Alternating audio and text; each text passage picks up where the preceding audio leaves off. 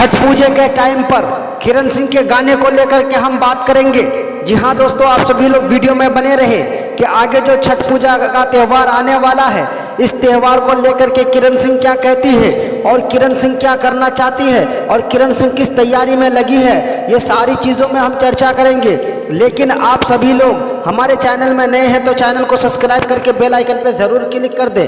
तो चलिए चालू शुरू करते हैं कि किरण सिंह जो है छठ पूजा के मौके पर बहुत ही खतरनाक और बहुत ही ज़बरदस्त और बहुत ही ब्यूटीफुल जो है गाना निकाल रही है, और जिस गाने को डायरी में लिख भी लिया गया है और कैसे कैसे इसमें शूटिंग करना है और कहाँ कहाँ इसकी शूटिंग लेनी है, वो सारा रिकॉर्ड जो है डायरी में लिखा गया है। बस जैसे ही छठ पूजा का टाइम आने वाला है उसी टाइम में इस गाने को रिलीज किया जाएगा। लेकिन मैं आप लोगों को बता दूं कि आप सभी लोग अगर किरण सिंह का फैन है, किरण सिंह के चाहने वाले हैं, तो आप सभी लोग उस गाने को भी ज़रूर सुनिएगा।